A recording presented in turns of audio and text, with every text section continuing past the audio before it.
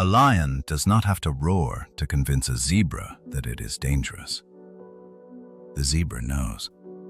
The danger is communicated through presence, movement, and the confident stride of a predator that has nothing to prove.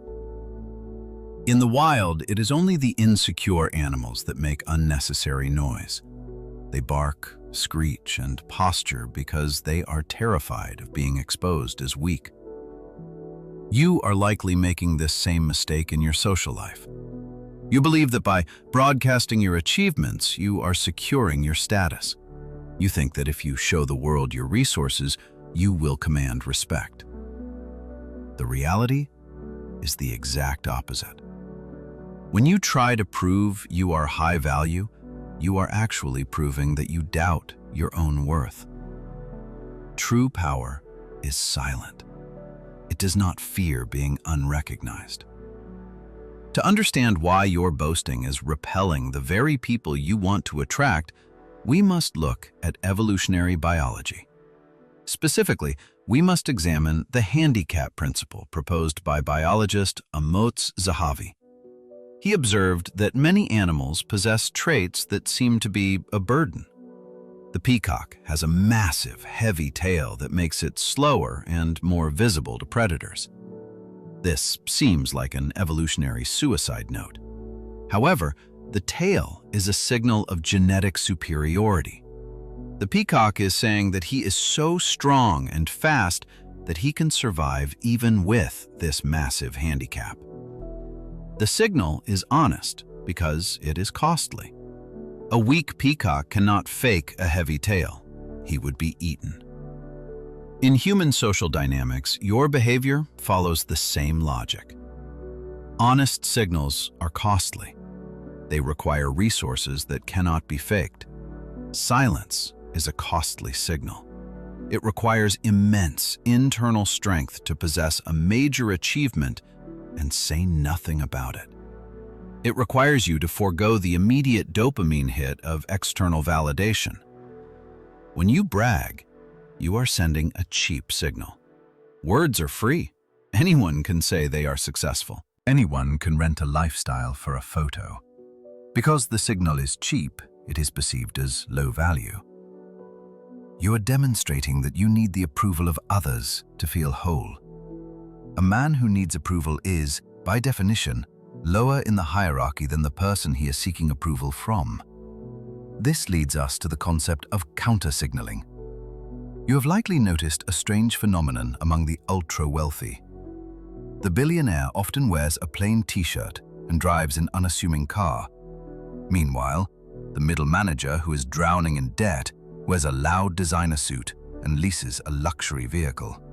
The middle manager is desperate to signal that he is not poor. He is stuck in the middle, terrified of slipping down. The billionaire is so secure in his status that he can afford to look like he doesn't care. He is counter-signaling. He is opting out of the game entirely because he owns the casino. When you try to impress a woman or a business partner with flashy displays, you're putting yourself in the category of the middle manager. You are screaming that you are afraid of being seen as average. The psychology of attraction is deeply rooted in the detection of these signals. Women have evolved over hundreds of thousands of years to detect deception. They are natural lie detectors. When a man lists his accomplishments on a first date, the woman's intuition does not register admiration. It registers insecurity. She subconsciously asks herself why he is selling so hard. If the product is truly that good, why does it need such aggressive marketing? Good products sell themselves through reputation and experience. If you are pushing your resume in her face, you are implying that there is no demand for what you are offering. You are signaling scarcity, and scarcity is the antithesis of attraction. Let us analyze the specific behaviors that destroy your frame. The most common is name-dropping. You mention influential people you know in casual conversation. You think this elevates you by association. In reality, it frames you as a satellite. You are defining yourself by your proximity to power, rather than your possession of it. It implies that your own identity is not enough to hold the room's attention. A high-value man does not need to borrow status. If he knows powerful people, it is assumed. It is a natural byproduct of his life, not a badge he wears to gain entry. Another error is the visual display of wealth, specifically logos and cash. There is a difference between quality and volume. Wearing high-quality clothing that fits well is a sign of self-respect. Wearing a shirt with a giant brand logo across the chest is a sign that you are paying a company to borrow their status. You are a walking billboard. This is an attempt to purchase hierarchy. The cold, hard truth is that status cannot be bought. It can only be earned. When you flash cash or talk about the price of your dinner, you are revealing that this level of wealth is new to you. It is a novelty. For a man who is accustomed to success, wealth is just a tool. It is boring. He does not talk about his hammer, he just builds the house. Consider the immense power of the discovery. Imagine two scenarios. In the first, you tell a woman within 10 minutes that you run a successful company. She nods, but the mystery is gone. You have handed over all your cards. In the second scenario, you say nothing. You talk about ideas, philosophy, and shared experiences. You are humble and present. 3 weeks later, she hears from a mutual friend or sees an article about your success. The impact of this moment is nuclear. She realizes that you had every reason to brag, but you chose not to. This validates your confidence as authentic. It proves that you do not need her validation. Suddenly, your value skyrockets because it was discovered, not advertised. This approach requires you to tolerate being underestimated. This is where most men fail. They have a fragile ego that cannot handle a moment of silence where they are not the center of attention. They feel a burning itch to correct the record and prove they are important. You must learn to sit with this itch. Let people think you are average. Let them assume you are nobody. This gives you a tactical advantage. When you are underestimated, you have the element of surprise. You can observe people's true character because they are not trying to suck up to you. You gather intelligence while they are busy performing. There is a biological cost to constant signaling. It is exhausting. Your brain is constantly scanning the environment to see if your performance is being applauded. You are in a state of high alert, looking for reactions. This depletes your cognitive resources. You become reactive rather than active. A man who is secure in his value rests in a state of low-frequency calmness. He is efficient. He does not waste energy on social theater. This conservation of energy allows him to direct his focus toward actual conquest and creation. The energy you save by not bragging is the energy you use to build the empire that speaks for itself. We must also address the nice guy variant of showing off. This is moral grandstanding. This is the man who constantly talks about how good, honest, and loyal he is. He tells a woman how he is different from all the jerks.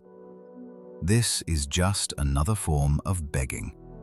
If you have to say you are a nice guy, you are not.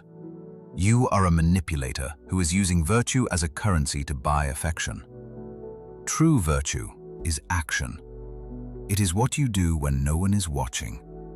If you broadcast your moral superiority, you are signaling that your morality is a performance. To integrate this philosophy, you need to practice the art of the secret achievement. This is a discipline for your ego. Pick a goal. It could be a fitness milestone, a financial target, or a new skill.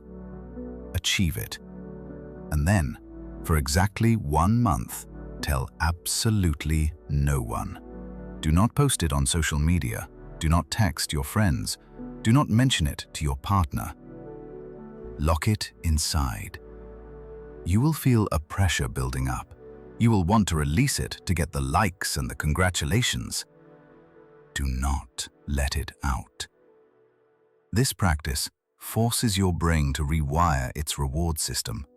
You stop relying on external dopamine and start building internal serotonin. You learn to value the achievement for what it does for you, not for how it looks to others.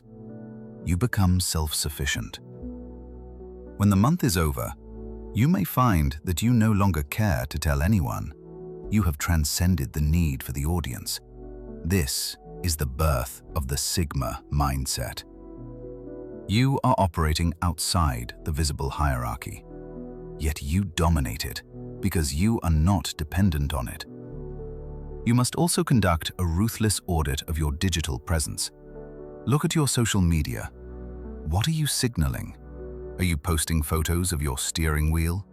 Are you posting cryptic quotes to sound deep? Are you checking into expensive locations just to show you are there? This is digital desperation. It tells the world that your life is a performance art piece. Delete the evidence of your insecurity. Leave only what is genuine or aesthetic.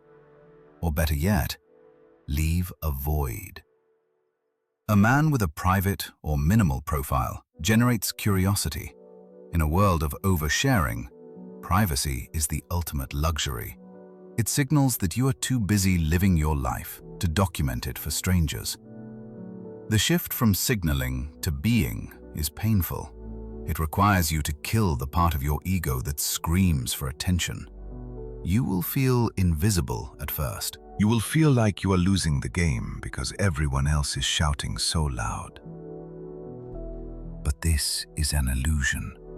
The people shouting are exhausting themselves. They are burning out. They are attracting parasites who only want them for what they show. By remaining silent and building your core value, you attract people who are interested in the substance. You filter out the superficial. Ask yourself why you feel the need to fill the silence with your resume. What are you afraid will happen if you are just a man, without the titles and the accolades? Are you afraid that the man underneath is not enough? That is the root of the issue. No amount of external flexing will fix an internal deficit. You cannot fill a black hole by throwing money into it. You fill it by becoming dense with purpose. When you finally stop trying to impress, you become impressive. It is a paradox. The moment you stop caring what she thinks, she starts caring what you think. The moment you stop trying to look rich, you gain the freedom to actually become rich. You regain your bandwidth. You regain your frame. You are no longer dancing for the crowd. You are the one watching the show, deciding when to applaud and when to walk away. This is the essence of high status. It is the refusal to participate in the contest of validation. It is the understanding that your value is an absolute fact, not a relative opinion. You do not need a jury to tell you that you are guilty of success. You know the verdict. So the next time you feel the urge to roar, to brag, to show off your feathers, remember the lion. Remember that the most dangerous man in the room is usually the quietest. He is watching. He is calculating. And he knows that he does not need to say a word to own the space. Be that man. Impress them by who you are, not by what you show.